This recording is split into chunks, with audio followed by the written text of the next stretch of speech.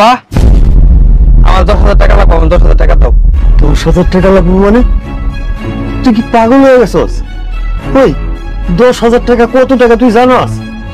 আমার একটু একটা দোকান, আমি তো 1 মাস গেলেও 10,000 টাকা এক লোকের চোখে দেখি না। দেখো আমি এত কিছু জানি না। 3 দিন পর আমার বন্ধু জন্মদিন, আমার সমস্ত বন্ধুরা মিলে একটা পার্টি অ্যারেঞ্জ করছে, সেখানে আমার যাইতে হইব। তুমি কি চাও না তোমার ছেলেটা একটু সম্মানশীল সব জায়গায় যাক?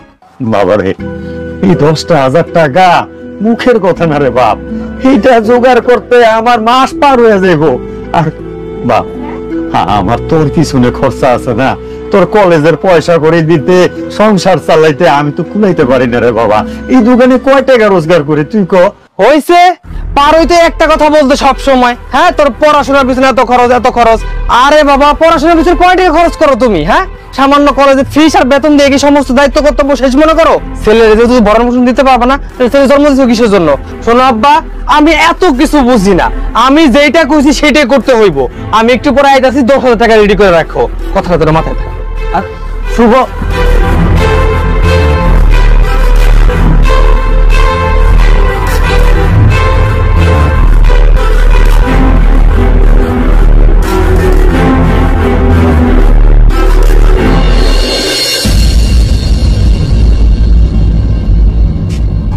কি ব্যাপার আব্বা, তোমার আমি কইয়া গেলাম 10,000 টাকা রেডি করে রাখতে, টাকা রেডি করছো? দাও, টাকা দাও।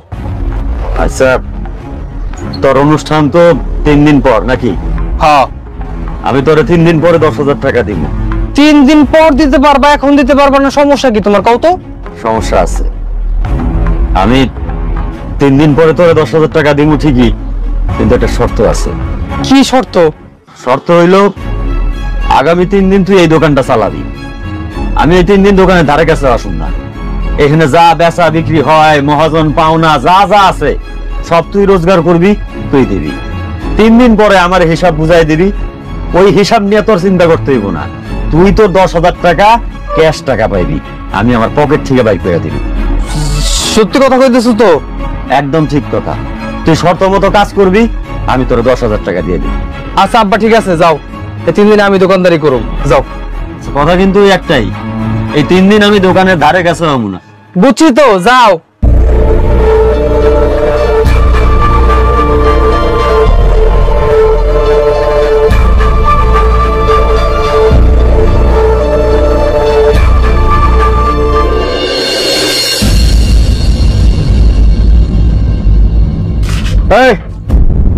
চন্ডীগড় একটা লিগার কমা, একটা জোস করে চিনিবার একটা রং চা দাও।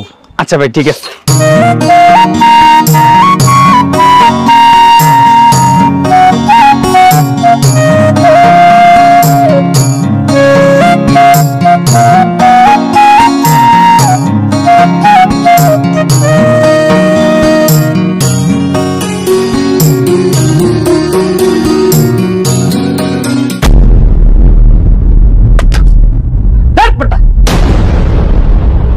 এটা কোনো চা? তুই চা বানাস না আমারে বানাস? হ্যাঁ শালার বেটা, চা বানাইতে পারছ না? ফালতু, তোর দোকানে বসে কেন রে? হ্যাঁ কেন ভাই, কি হইছে? তো ঠিকই আছে। এটা চা না গোড়ার মুখ বানাইছস? ছাগল, তোর বিল কত হইছে? ভাই 7 টাকা। এলো 5 টাকা। ভাই চার বিল তো 7 টাকা, আর সব জায়গায় 7 টাকা করে বিক্রি করে। হ্যাঁ, তোমারে কইছে সব জায়গায় 5 টাকা করে বিক্রি করে। তোমার যে 5 স্টার হোটেল, এর লিগে তুমি 60 টাকা বেচো না, এটি চলবো না। তুই আমার চিনস, একদম কান চাবারে কিন্তু গরম মনায় ভালামু। তোর দোকান সুদ্ধা উঠাই লয় যাম। তুই চিনস আমারে? আলা 5 টাকা দিয়ে তুই চুপচাপ 5 টাকা রাখ, আরেকটা কথা কবি না। দেখেন ভাই, আপনি সেই কখন থেকে আমার সাথে খারাপ ব্যবহার করে দিতেছেন। আপনি আমাকে চা দিতে, আমি আপনাকে চা দিচ্ছি।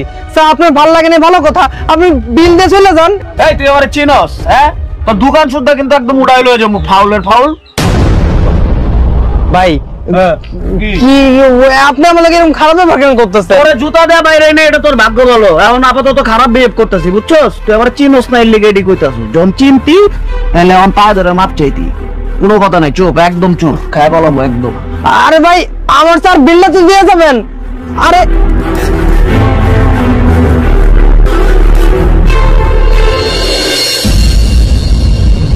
এই পানি দে ভাই। ছোট না বড়?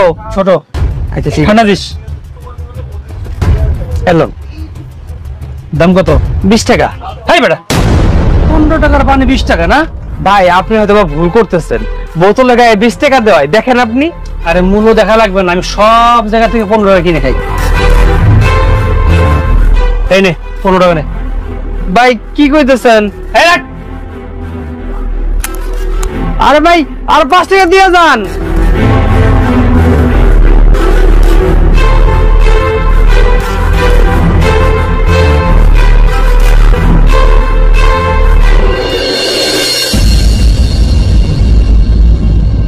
আচ্ছা ভাই একটা পানি দিন। আনিশা তুমি এইখানে, তুমি এদিকে কি করতেছো?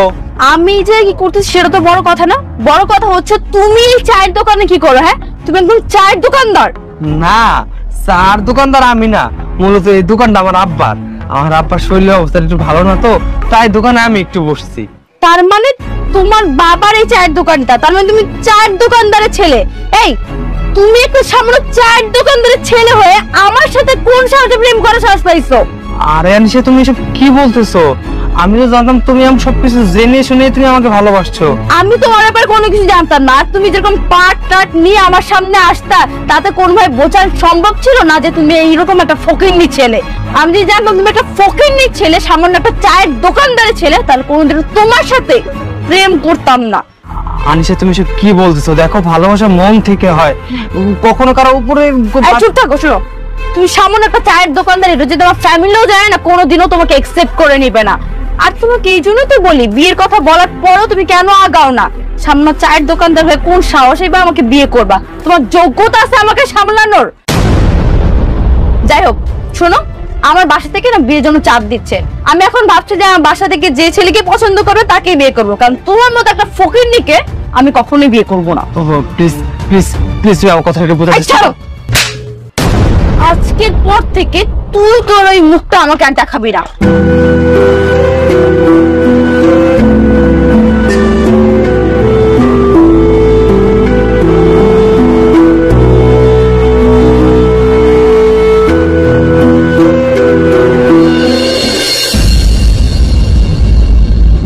বাজান 3 দিনে কি বেচা বিক্রি করলি? দে বুঝাই দে।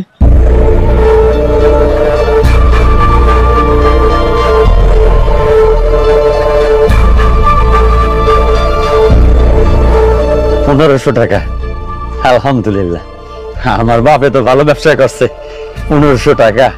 আচ্ছা শর্ত মোতাবেক তোর বন্ধুর অনুষ্ঠানে খরচ করার লাগিয়া 10,000 টাকা দিতে হইব। না বাবা, তোমার এই টাকা আমার দিতে হইব না।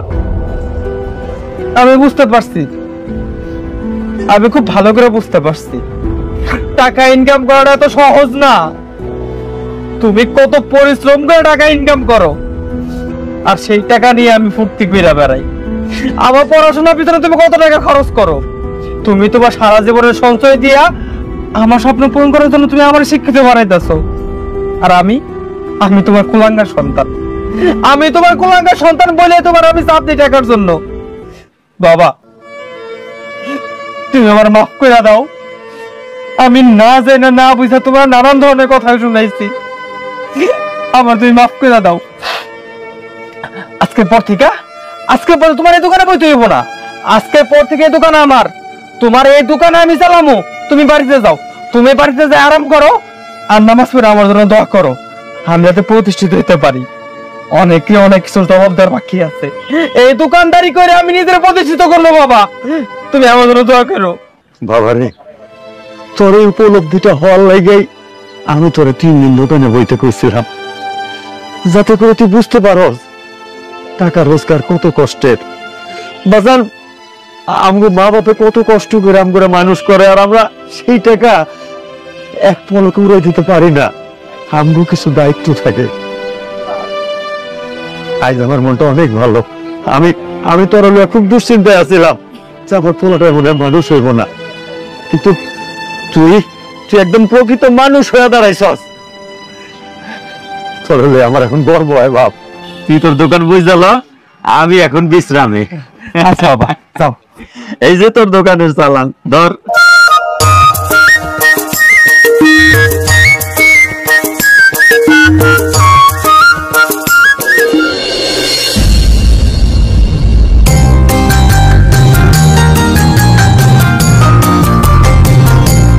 এই শোন, সবকিছু আমি লিখে রেখেছি, ম্যানেজার আসলে তাকে সবকিছু বুঝিয়ে দিস, ঠিক আছে?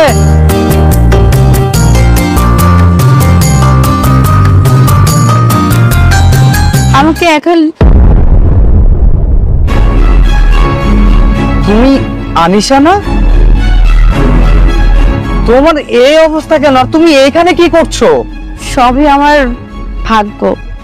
আসলে কথা আছে না, যেমন কর্ম তেমন ফল, আমার সাথে ঠিক তেমনটাই হয়েছে। আমিও আমার নিজের কর্মের ফলই পাচ্ছি।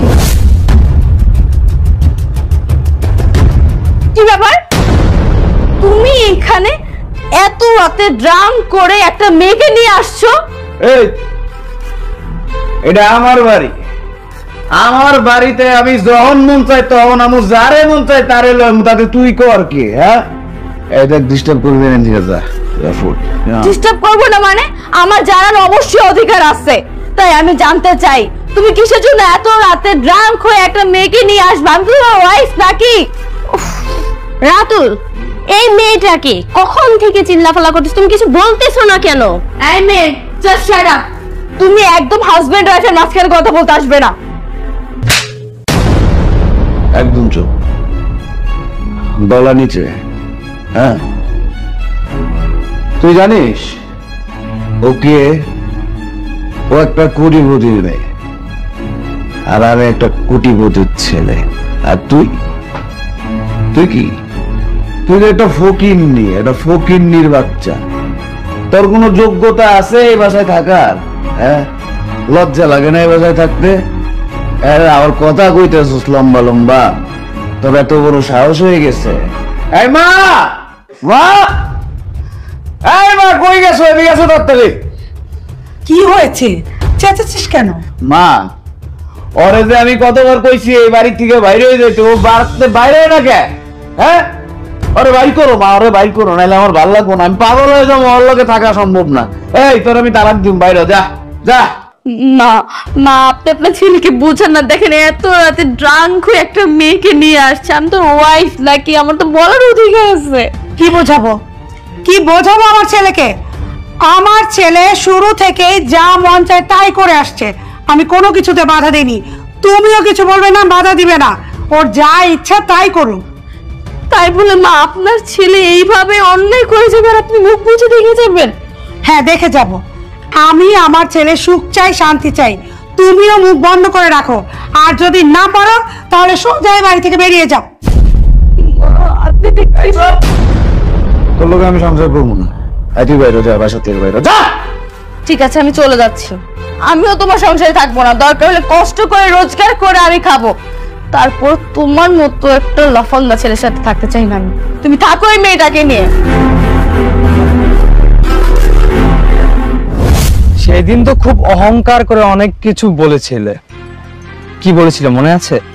মনে না থাকারই কথা। তোমাদের মতো স্বার্থপর মেয়েরা না এসব মনে রাখবেই না, এটাই স্বাভাবিক। তুমি সেদিন আমার গানে থাপ্পড় মেরেছিলে, আমাকে বলেছিলে হ্যাঁ আমি নাকি জীবনে কোনো কিছু করতে পারবো না, আমি নাকি প্রতিষ্ঠিত হতে পারবো না। দেখো, এই দোকানটা আমার, আর এরকম 5টা দোকানের মালিক আমি নিজে। সেদিনে সেই ছোট্ট 4 দোকান থেকে আজকে এত বড় দোকানের মালিক হয়েছি। শোনো, অহংকার কখনো মানুষকে উন্নত করতে পারে না, অহংকার মানুষকে ধ্বংসের দিকে ঠেলে দেয়। মানুষকে না কখনো অবহেলা করতে হয় না, আর কোনো মানুষকে কখনো ছোট করে দেখতে হয় না। আল্লাহ চাইলে কার ভাগ্য কখন কোন জায়গায় নিয়ে দাঁড় করিয়ে দেয় সেটা একমাত্র আল্লাহ তাআলাই জানে। বুঝতে পেরেছো? তুমি একদম ঠিকই বলেছো। আমি অহংকার করেছিলাম, অনেক অহংকারী ছিলাম। হয়তো তোমাকে মন থেকে কখনো ভালোই বাসিনি, যার কারণে তোমাকে সেদিন ছেড়ে আসতে একবারও আমার বুকটা কেঁপে ওঠেনি। কারণ আমার মধ্যে তো শুধু সুখ, শান্তি, টাকা পয়সার লোভ আর এগুলোর মোহই ছিল। তোমাকে আমি চিনতে পারিনি, বুঝতেও পারিনি, ছেড়ে চলে এসেছিলাম। আচ্ছা, একটা কথা বলিস? বলো। আমরা কি চাইলে আবার এক হয়ে থাকতে পারি না, বা এক হয়ে যেতে পারি না? তুমি না আমাকে হাসালে। সফলতাটা সবাই খুঁজে, কিন্তু কারো পাশে থেকে তাকে সফল করার চেষ্টা কেউ করে না। শোনো, যদি আমার সফলতা পর্যন্ত তুমি থাকতে না, তাহলে আজকে আমার সফলতা শেষে তুমি আমার স্ত্রী হওয়ার যোগ্যতাটা রাখতে। কিন্তু তোমাকে দেখে আমার খুব খারাপ লাগছে। ভাগ্য তোমার সহায় হয়নি, কি আর করব। আমার তো কিছু করার নেই, সো ভালো থাকবে।